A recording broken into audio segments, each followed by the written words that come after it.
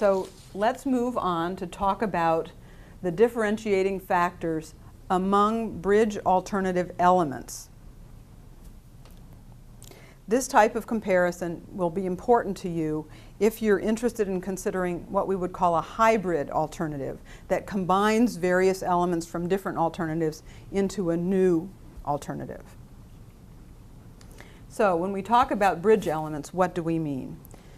We're talking about the west side interchange, the east end connection, alignments, cross sections, and whether we rehabilitate or replace the bridge. These are pictures of the kinds of interchanges on the west side that we're looking at. Alternative A and B are roundabouts that we've talked about. A trumpet on alternative C is basically a free flow arrangement for traffic. It has a bigger footprint and it cannot accommodate bikes and peds. And alternatives D and E show a signalized interchange that provides a signal phase for all users, just like any other intersection stoplight that you're used to. You come up to it and stop and wait your turn and then go through. All three types would be an improvement over existing conditions. They would help to relieve congestion on Oregon 43, remove the substandard geometrics to make it safer for trucks and other large vehicles to negotiate their way through the turns, improve safety for bike and peds, and provide for better bus connections. There are differences among them. While traffic operations at the AM peak period would be the same for all interchange types, in the PM peak, so in the afternoon, the highest period of traffic, the roundabout in alternative B performs worse than the others because of the expected bike-ped activated signals that would slow down traffic movement through the interchange. These bike-ped activated signals would be in addition to the metering lights that control the entrance of vehicles into the interchange. In the third row of the table, under all build alternatives, during the afternoon peak, eastbound traffic would back up across the bridge. But when those backup reached the roundabouts, they would cause gridlock in the roundabout that would not be expected in a signalized situation. As I mentioned before, the metering lights to control traffic flow into the roundabout from Oregon 43 would help to resolve that problem. Other differences with the west side interchange as they would affect bicycles and pedestrians. In the first row, bikes and peds are removed from the interchange under alternatives A and C. So we see no conflict points in those two options.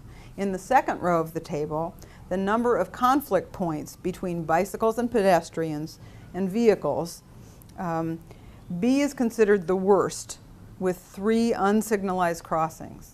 D and E both have more conflict points, but they have dedicated signalized crossings.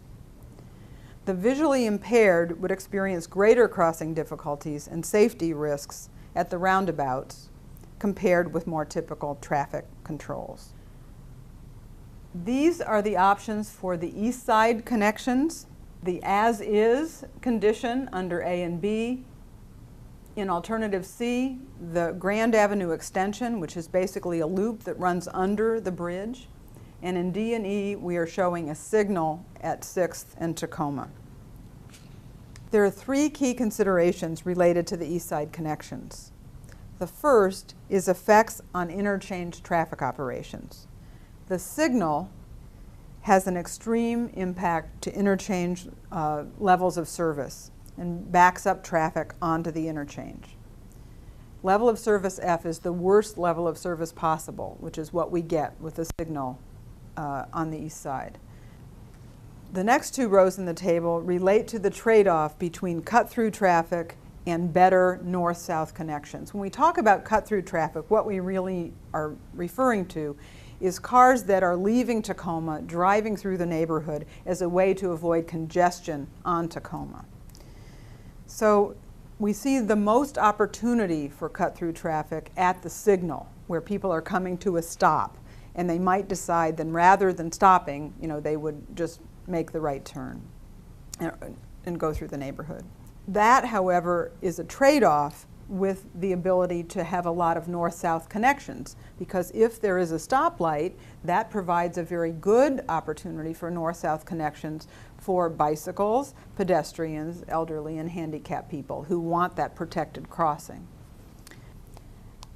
The Grand Avenue extension, the loop option, provides more opportunity for cut-through traffic than the existing condition. So it is between the existing condition and the signal. But it too provides the advantage of better north-south traffic connections for vehicles and trucks. Here is a review of the two alignments that we're looking at, the existing bridge alignment and then one to the north. And there are some pretty dramatic differences here. In terms of business impacts, there are many more displacements and acres of right-of-way acquired on the north alignment, that's alternative E. The potential for phasing relates to the ability to construct the project in pieces over time, if there isn't enough money to build it all at once. To be able to build it in pieces, it's necessary to build it in the existing alignment. For example, assume we divided the project into two phases, the river crossing and the interchange. If the first phase were to replace or rehab the river crossing itself, it would have to be able to connect to the existing interchange for people to be able to use the bridge until later when the interchange was reconstructed. If the new river crossing were to the north, it couldn't connect to the existing interchange. So the north alignment really doesn't lend itself to phasing. The north alignment also has greater noise and visual impacts to Oaks Pioneer Church. This map helps you to see that. This is a picture of the Oaks Pioneer Church, which I'm sure is familiar to many of you. The dot on the map is where it's located.